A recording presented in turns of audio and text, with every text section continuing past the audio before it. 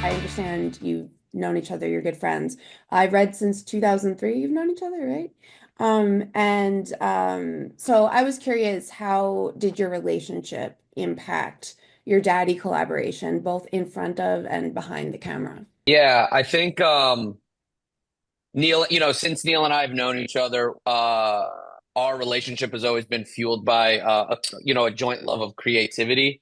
In middle school and high school, we were in, we basically created a band together and we used to work in theater together and we used to make short films together. And I think that background and that foundation of not only trusting one another personally because we are such close friends, but trusting one another creatively. Really helped us before and during and after shooting. There's just sort of an implicit trust that we have with one another, and that helped a lot when we were acting because in some of the scenes where I was in front of the camera and he was behind the camera, or vice versa, I think there was just an unspoken understanding that we were forever on the same page and really working towards the same goal. So yeah, it was incredibly helpful and foundational for us to create this movie for sure. The shorthand that you have when you've known someone for so long and so well, I think really comes in handy being able to work together because, Jono and I really started writing together earnestly about, 7 years ago or so. And for a while, we would kind of, in doing various scripts, we would sort of, he'd take a scene, I'd take a scene, we'd come back together. And Daddy was the first time we ever wrote anything side by side the entire time. And I think what that taught us was, you know, it just strengthened the partnership because when you have an idea, you have that idea together. When you get stuck, you get stuck together. When you're trying to kind of break through to the next part of the story, you're doing that together. And so you're creating a shared language that I think there wasn't ever a time when we were on set where I felt like someone could ask John a question and I would need to be there, or vice versa. We just had that, as John said, that trust that, you know, we knew this story back and forth. We talked about it in the same ways with our collaborators. We had the same references in mind. We had the same sort of influences in mind. And so it just made, because we only had about 2 weeks to shoot this, there's not a lot of time to huddle up and discuss, okay, well, you have to kind of just move and understand like that time is of the essence, and it's just beneficial to get all of that like prep work and that communication and that connection out of the way early so that when you're on set, you're just there to work, and you don't have to worry about, are we seeing this the same way? I thought it was going to look like this. You thought it was going to look like this. It's like we never had to worry about that because we felt like, we did a lot of that work in prep and in writing together. Right. And I apologies if you've spoken about this a lot, but what were some of the influences that you mentioned? Yeah, I think, the start of it was first we just wanted to write a movie we thought we could feasibly make, and get financing for and everything, and so it kind of became, all right, well, it's probably one or two locations, probably limited characters, and so you kind of have those constraints. And I think we really responded to sort of like the early films of Yorgos Lanthimos, like Dogtooth and The Lobster were definitely influences. But then also kind of, I remember we talked about Lord of the Flies and we watched the Peter Brook 1963 film of that, which is really stunning and very verite. Um, and I think those were really kind of the film influences. But as John mentioned, we grew up doing theater together. I think, Pinter's always in my head as a writer. Samuel Beckett's kind of always like around there. And so I think those were some influence that probably seeped through as well as Yeah, we were working on yeah. it. I was just going to add Waiting for Godot, the Beckett play. I think that was something that we definitely talked about while writing the script for sure. And yeah, as you're mentioning these, I'm like, I absolutely see that. Um, so I, um, so I noticed like obviously all four men who are attending who were accepted into the fatherhood retreat, they're completely different personalities. Essentially, I saw them as kind of like a male archetypes in a way. So what inspired these four distinct personalities? And like, how did you go about like coming up? Yeah, I think there definitely was. Neil and I were sort of keeping those archetypes in mind while also not wanting to stay married to them so strictly. I mean, we wanted to have there to be some variance throughout, and I think that's kind of what makes them interesting and more complex characters. Um, there wasn't really much talk literally about like, so what would this guy be like? If this guy is sort of the alpha male, or if this guy is the one who thinks he's an alpha male, what is that like? I think Neil and I honestly drew just experience from the young men, and now men that we have grown up with and are currently have relationships with, and just taking examples and extrapolating that out to imagining how some of the people that we've encountered in our lives would operate under this scenario. I think one thing that we spoke about but didn't really implement was are you familiar with the Passover story, like the four sons? Are you familiar with that parable a bit? No. So there's this story during the holiday of Passover where there's the wise son, what is it? The wise son, the evil son, the simple son, and The the son who simple doesn't know son, how to yeah, ask. right, And right. we kind of came across this and thought that it applied nicely to what we're doing. But yeah, really, it was just thinking about those experiences that we've had with different men, and sort of their drive Yeah, to solve problems and their drive to create hierarchy, even though it sometimes works against them in the end. and I Absolutely. think it's just, this past weekend was a good example of being with a group of guys, and people fall into roles, very easily and quickly, especially if you're a group of friends who've maybe known each other for a while.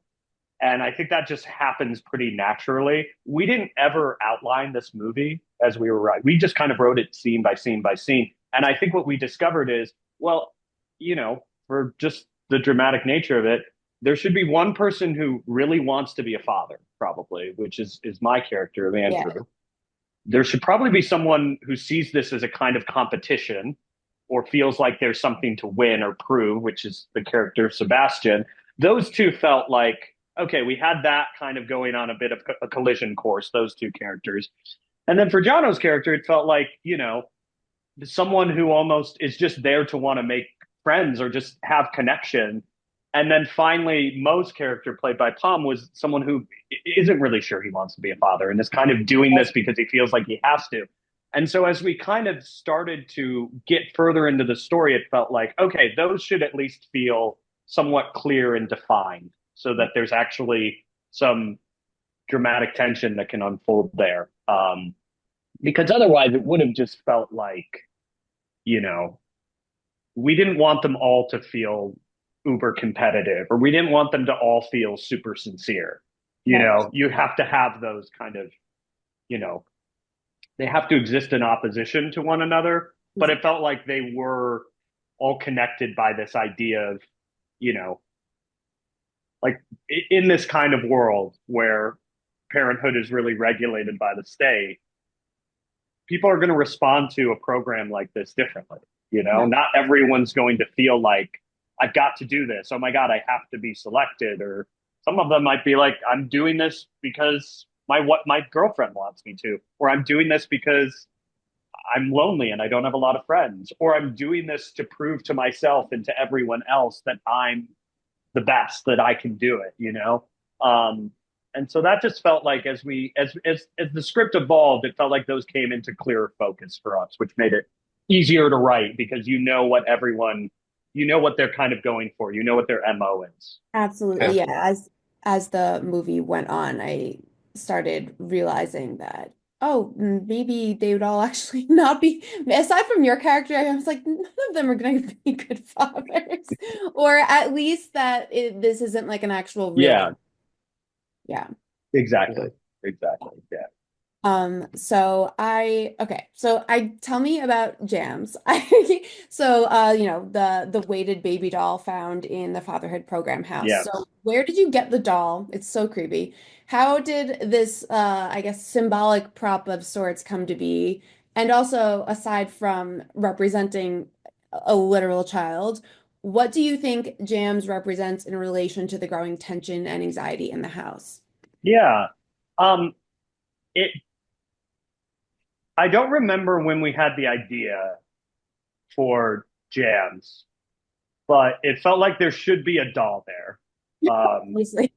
felt like, okay, there should be, if this is truly a retreat and they are expected to maybe, in a normal retreat, maybe there's a monitor and they do these role play exercises, you know, it felt like that would make sense. While we were in prep, our really brilliant production designer, Olivia Cans, sent us a bunch of different options.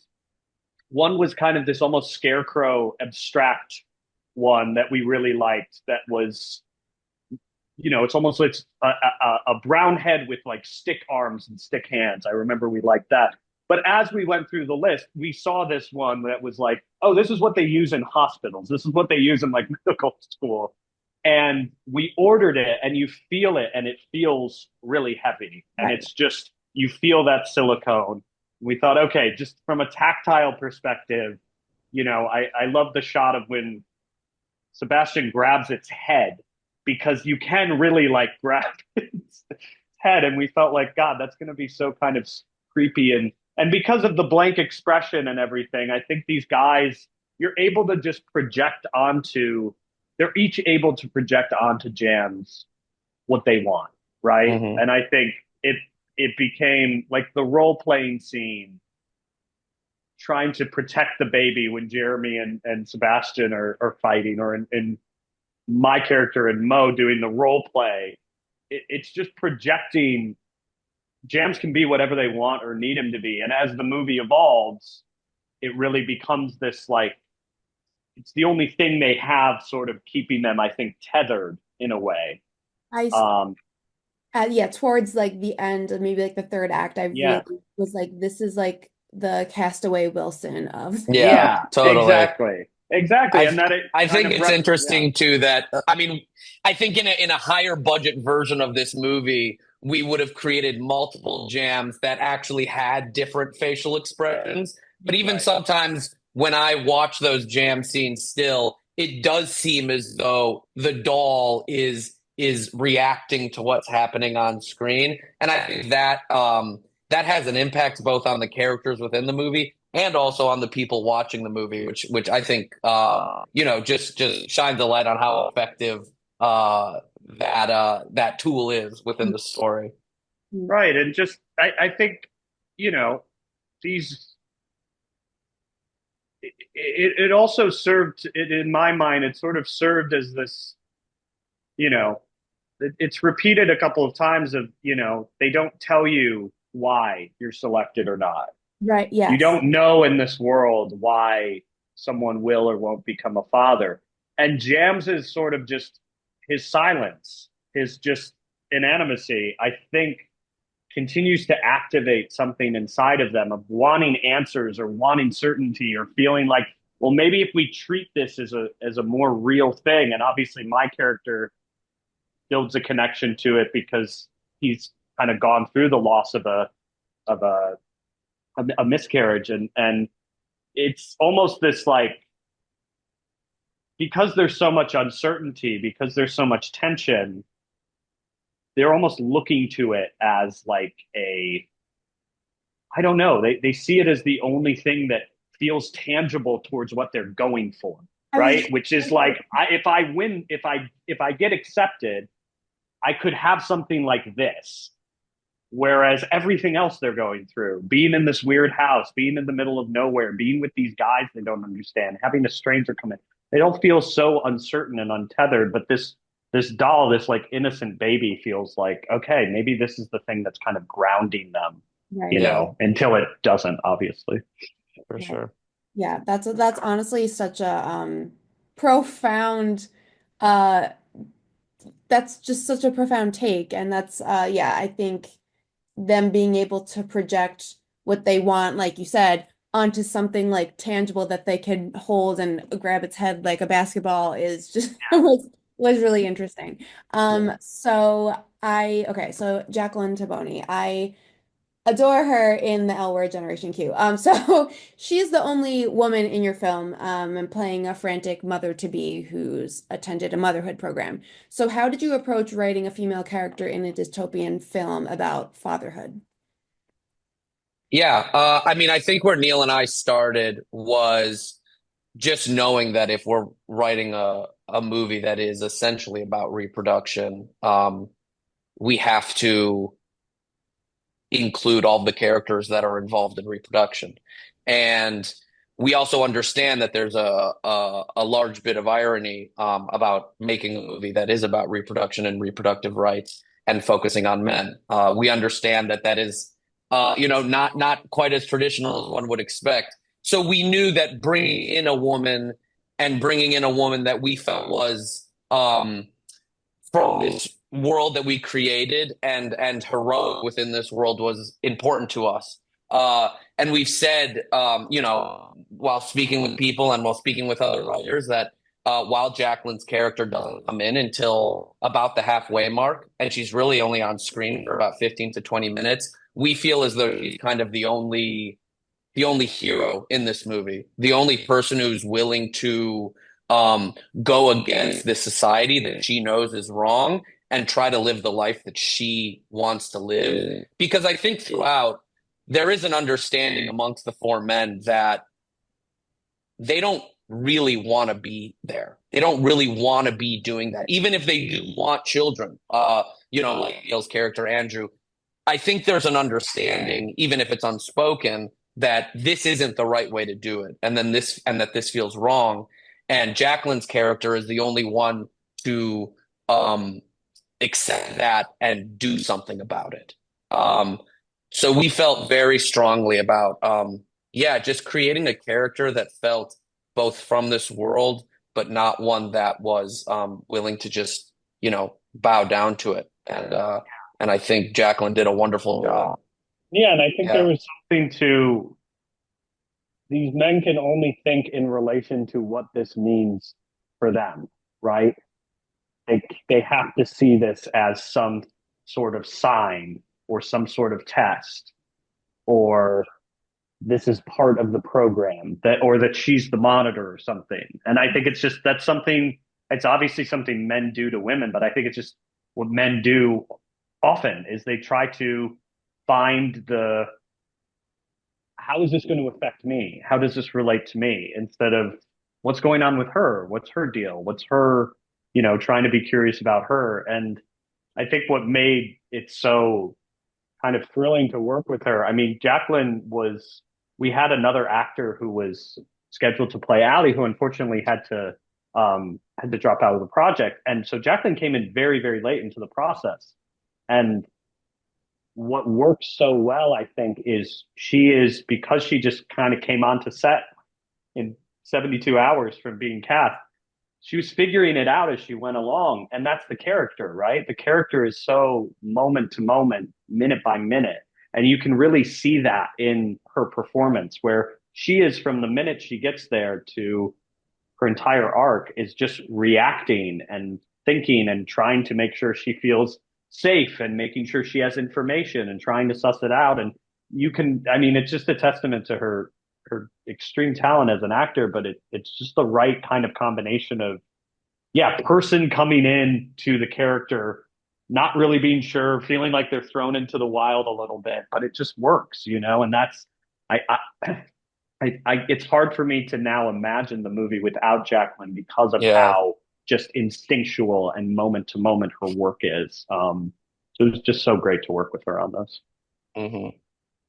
I think there's something so beautiful about a film about men, and Neil, as you said, she's the only like heroic one in the movie, and Yeah, there's something beautiful about a woman being the the only one to have this Hey. point of view of I need to do something Mm. that It just, will yeah, shake things up in this dystopian world. it's also Yeah. because, all of the, like, I think one of the key things that Jono and I were trying to sort of maybe ask, but we don't really have answers to is like, what does it mean to just be a father in general, but especially in the current world we live in, where masculinity, I think, has just kind of continued to mutate and gender roles have continued to evolve, and a father is, you're there for the beginning, you're there to help procreate, but then everything else is very abstract and theoretical. The mother is like, the mother is the one physically giving birth. The mother is the one who has that like physical, like elemental connection. Fatherhood is something different, and it's just changed and evolved so much over time. And so the men are sort of going through this very theoretical exercise, this very abstract sort of program, because it's almost like anyone can be a father. But to be a mother, we thought, okay, well, if the men are going through this, the women have to be going through something much more intense, Right. much darker, perhaps. Ali alludes to being like having tests done on her and things. And it just was that reminder of like, you know, for all intents and purposes, these guys are not having to go through this physical experience. They're having to go through this very psychological experience. Women have to go through both, Right. and that's something that we didn't want to ignore. It didn't feel right to be like, oh, this is a world where women are in charge and they're in charge of men procreating. That didn't feel like it would be authentic. It felt like it had to be, yeah, whatever the men are going through, and certainly the women have to be going through something much more complicated. Yeah. I kind of saw it as in a way it's very much like a feminist movie, or at least there's feminist themes woven throughout, but it's also not like a men suck movie. Like so I thought that that balance was really just appreciated as a viewer, as a woman viewer, you know. So actually, I Neil, you mentioned something just now about masculinity and the current climate. So that takes me to my next question. Um, Well, I had asked Yuriy about this as well. So, being that Daddy is like a satire of sorts on America's sociopolitical climate, how do you both personally believe your film speaks to today's society, and why is it relevant in terms of modern day masculinity and fatherhood? it's a great question. I mean, yeah, I think, this was a very like kind of personal movie for John and I, because we started writing it around the age our parents were when they had us. And we felt and still feel in some ways kind of far from that. And I think there's a lot of reasons for that. There's obviously personal reasons, but there are socioeconomic reasons, there are environmental reasons, there are political reasons. There's reasons that fertility rates have just plummeted across the world. And it's because, the world is not hospitable to people trying to, like, especially of our age, of millennials age, like trying to build that more traditional life of starting a family and buying a house and being part of a community in that way. Like, that has all felt like, when you're a kid, you just expect, because you see it, oh, that's just what you do. And then you get to around this age and you're like, well, I'm not making the kind of money my parents made when they were my age.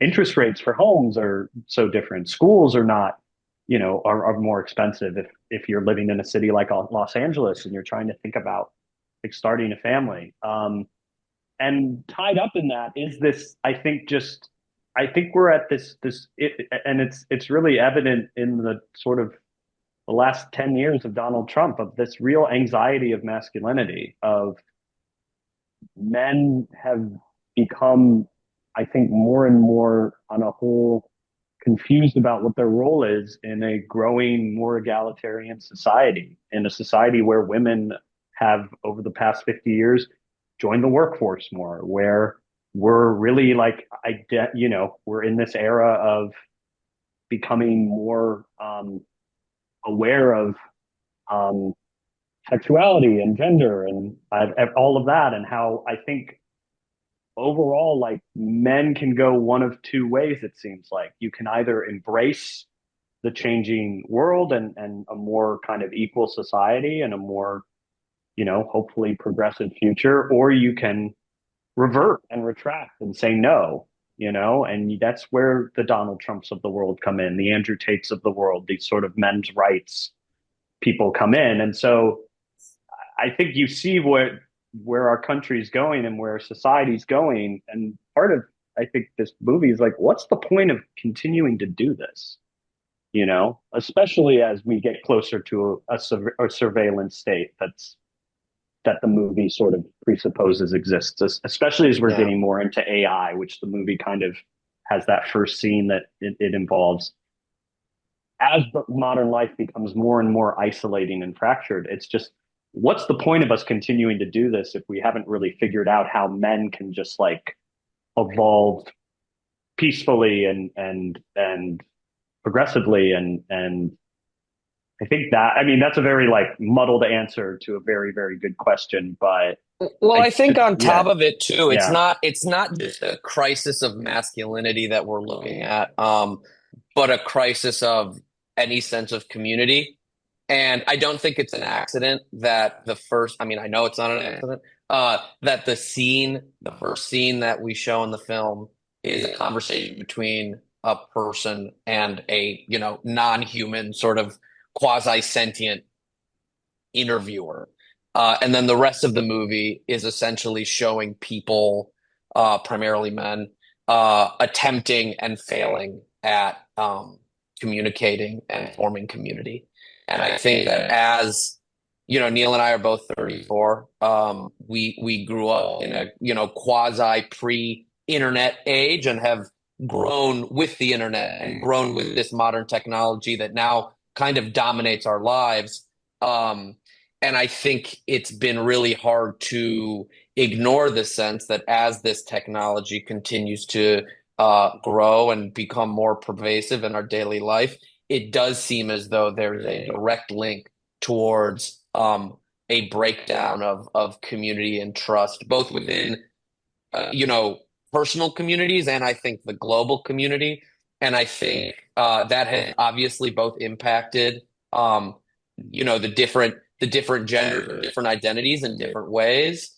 Um, but I think for men, it's been hard.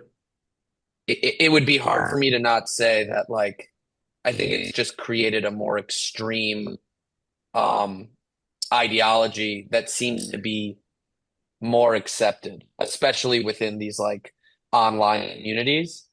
And yeah, I mean, it's just like as technology becomes more advanced and as we start interacting it more and more, will people at some point forget how to interact with each other? And what kind of dark outcomes will that create? And I think those were some of the questions that we were mulling around in our minds as we were writing this film. Yeah. Right. And yeah, as for humanity's response to developing I guess more on that later, folks. Like we'll find out. But thank you both so much for such thought-provoking and vulnerable responses. I really appreciate it. And that was all the time that all of us had. So thank you so much. This has been a really wonderful interview. thank Thank you you. so much, Bianca. Appreciate it. Yeah, thanks so much.